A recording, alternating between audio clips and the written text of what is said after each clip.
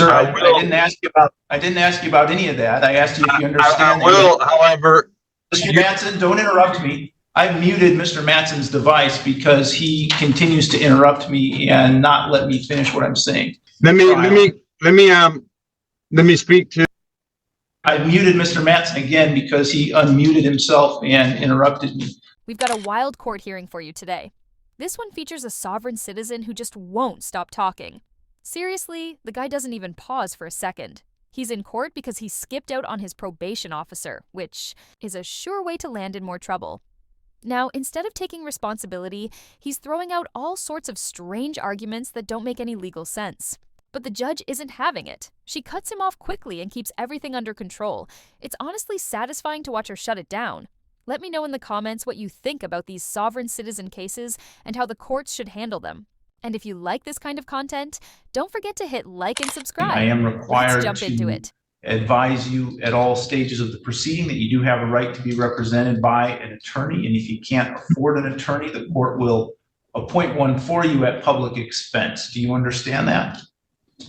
I don't think you'd be violating your oath of office, Your Honor, by allowing me to the right to a fighting clause. Sir, I didn't ask you about. I didn't ask you about any of that. I asked you if you understand. I will, however, Mr. Matson, don't interrupt me. The question I asked you is whether you understand that you have the right to be represented by an attorney. I do understand I have a right to be represented by an attorney or not. Yes, sir. Okay. You've previously waived that right. As I said, I have to advise you that at every stage of the hearing. So I have to ask you again, would you like to be represented by an attorney at this point? As I started to say, Your Honor, I don't want the representation. However, I will use the help of handling paperwork due to my means here and having access to certain things in paperwork. I will use your court-appointed attorneys just to help with some paperwork. Okay, so you don't have a right to have the public defender's office do your paperwork or handle any of that. You have the right to have them represent you or not represent you. So that is your choice. Not represent me, that's fine then. All right.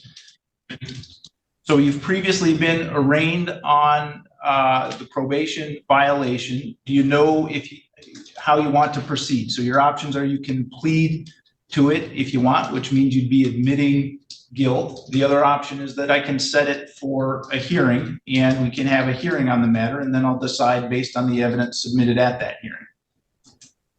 Your Honor, all due respect, I wish, are you working under oath of office today, sir? Sir, I'm not going to answer these questions or deal with this. We've dealt with you before and your sovereign citizen arguments. I've rejected them all. Citizen. Sir, do not interrupt me. Do you want to have a hearing or do you want to plead? I'll take your silence under your oath, Your Honor. Okay. Do you want to have a hearing or do you want to plead? I want the hearing. I want to go to trial. I want to go within the 90 days to a trial or sooner. All right. So Sierra will need about a 1 hour hearing on a probation violation. As well as I'd like you to have the arresting officers that arrested me on that day. I would like their sergeant to be dressed in uniform and at that trial on that day as well, please. These Zoom court hearings can really be something else. In this case, the guy just keeps interrupting the judge and talking over everyone, like he has no idea how court even works. Honestly, with how disrespectful he's being, it wouldn't be surprising if the judge held him in contempt. At one point, he even says he needs an attorney just to help with his paperwork, which isn't how any of this works. Lawyers represent you in court. They're not there just to walk you through filing documents. It's hard to tell if he's being serious or just pretending not to understand. Then out of nowhere, he starts talking about needing a sergeant at his hearing. And that's when it really starts to feel like he's just making things up as he goes. Either he's trying to stall or he's completely lost. Honestly, I don't know how the judge stayed calm as long as she did. Most people would have had enough way earlier. Let me know what you think. Do you think he's just playing dumb? Or does he really believe what he's saying? All right, let's get into it. All right, I think it will go more smoothly if you are here in person, so we will have you in person here from the jail. All right, exactly what the hearing is going to be on that day? So you've been charged with a violation of the terms of your probation. Yeah. For failing to report. So the hearing is going to be to determine whether or not you failed to report. Okay, so it's going to be the trial that day. Correct.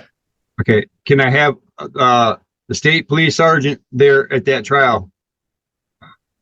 What state police sergeant? The state police sergeant of the arresting officers on the night of my arrest. Who are the arresting officers? I don't remember the exact names, but any state police sergeant in uniform would do. Why do you want any state police sergeant to be present at the trial? Just to show how arrests are made, and why they're made, and how they do the determination, how they bring people into jail. Well, how is any of that relevant to whether or not you violated the terms of probation? I believe there's a lot of relevancy there. I don't see where any of it's going to affect the courts in any way, shape, or form. All right. So the issue that the court is going to determine has nothing to do with things that happened during your arrest. The issue is whether or not. No, it's not about the arrest. It's about the arrest for the violation of probation as well. All right. The only issue before the court that day is going to be whether or not you reported. So your arrest doesn't have any relevancy to that. So I'm not going to. I beg to differ, Your Honor. I beg to differ because the jury is going to be a jury of my peers, and at this time, sir, you're not going to have a jury of my peers. Sir, there's not going to be any jury. You're not entitled to a jury trial on a hearing about violating your probation. I'm sorry, I misunderstood. I'm pretty sure that last time I spoke to you, you said that I had the right to a jury trial for determining if I was guilty for a violation of probation. I've never seen you on this violation of probation. I've seen you, or I've seen you just the other day, last week. No, you didn't. A different judge conducted that hearing. You're Michael Olsaver, aren't you? There was Dan Sloan, and then there was you. I've seen both. You did not see me last week. I did. And so you're not entitled to a jury trial on a probation violation. So again, we will have you back in person on. Well, hold up then. So if I'm not entitled to a trial to determine if I'm guilty or not, this is a criminal court, isn't it? It's a criminal court where you have already pled guilty to a felony and been placed on probation. Because I was at risk of dying in this. I've muted Mr. Matson's device because he continues to interrupt me and not let me finish what I'm saying. Mr. Matson, I was saying that this is a criminal court wherein you have pled guilty to possessing a controlled substance, and you were placed on probation. As a result of that, your sentence was to be placed on probation. Subsequent to being sentenced to probation, there was an allegation that you failed to report in accordance with the terms of your probation. That is an alleged violation of probation. There's no right to a jury trial for a violation of probation, so the court will conduct. Let me speak to. I've muted Mr. Matson again because he unmuted himself and interrupted me. We will have you back on April 8th at 3:30, Mr. Matson. This hearing is muted. Let me know if you'd like to see part 2 of this hearing, because believe it or not, it actually gets even more bizarre. For some reason, the defendant is now insisting that a sergeant be present at his next hearing. And not just any sergeant, he's asking for a state sergeant, which doesn't make much sense at all. The next hearing is simply about his probation, not his arrest, so there's absolutely no reason for a law enforcement officer to be involved. It almost feels like he just wants someone else watching while he continues this performance. Honestly, I don't know what his goal is here, but it's hard to take him seriously. In my opinion, people like this, especially sovereign citizens, should be held in contempt more often. They're not only wasting the court's time, but they're also disrespecting the entire legal process. Judges shouldn't have to put up with this kind of behavior. And yet, here we are. And when it comes to Zoom court hearings, I think they make situations like this even worse. Remote sessions might work fine for straightforward matters, but when someone is mentally unstable or pushing these bizarre sovereign citizen ideas, it's a recipe for chaos. In-person hearings would bring a level of structure and seriousness that's clearly missing here.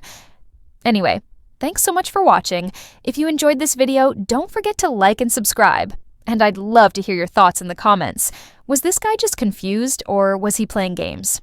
Either way, he was definitely out of line. Take care, and I'll see you in the next one.